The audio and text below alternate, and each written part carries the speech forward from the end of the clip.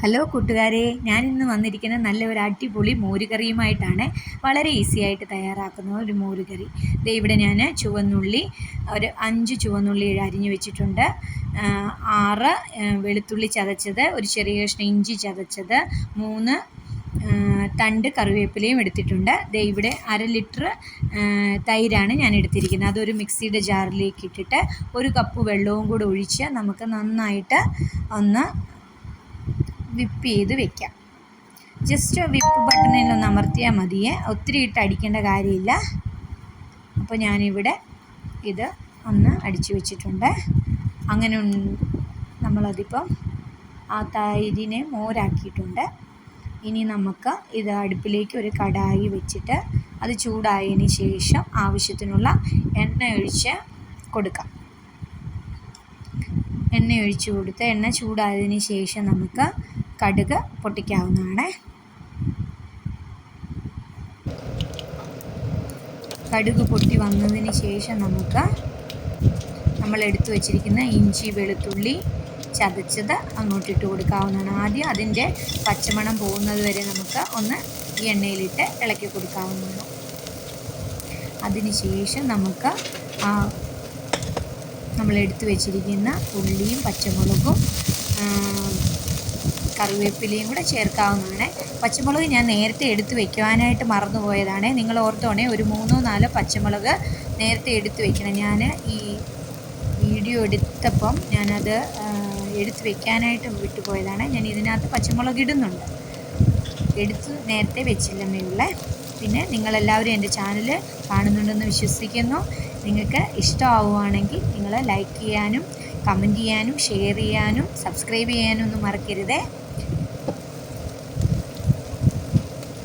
ഇത് ഉള്ളിയെല്ലാം കൂടെ ഒന്ന് മൂത്ത് വരുന്നതിന് ശേഷം ഈ സമയത്താണ് ഞാൻ പച്ചമുളക് ചേർത്തിട്ടുള്ളത്. നിങ്ങൾ നേരത്തെ തന്നെ ചേർത്തു. ഇപ്പം ഞാൻ ഒരു ചെറിയ ടീസ്പൂൺ ഉലുവാപ്പൊടി, ഒരു 3/4 ടീസ്പൂൺ മഞ്ഞൾപ്പൊടി, അതിന് ശേഷം ആവശ്യത്തിന് ഉപ്പ്, ഇത് ഇത്രയും ഞാൻ ചേർക്കുന്നുണ്ട്.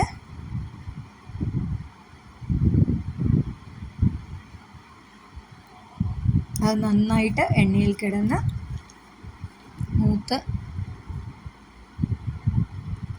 വരികയാണ് കേട്ടോ. പച്ചമുളക് ഞാൻ ഈ സമയത്താണ് ഇടുന്നത്. നിങ്ങൾ നേരത്തെ എടുത്ത് വെക്കണേ. ഞാൻ ഇവിടെ ധൃതി വെച്ച് ചെയ്തുകൊണ്ട് അത് എടുത്ത് വയ്ക്കാൻ മറന്നുപോയതാണ്. അപ്പോൾ അതെല്ലാം കൂടെ അതിൻ്റെ എല്ലാം പച്ചമണം മാറിയതിന് ശേഷം ഈ ഒരു പാകത്തിനാകുമ്പോഴത്തേക്ക് നമുക്ക് അടിച്ചു വച്ചിരിക്കുന്ന മോര് ഇതിലേക്ക് ഒഴിക്കാവുന്നതാണ്.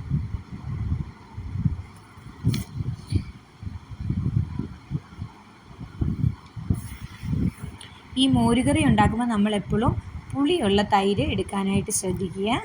ഞാനിവിടെ മിൽമയുടെ കേടാണ് എടുത്തേക്കുന്നത്. പിന്നെ അതിലേക്ക് ആവശ്യത്തിനുള്ള ഉപ്പൊക്കെ നമ്മൾ ചേർത്തിട്ടുണ്ട്.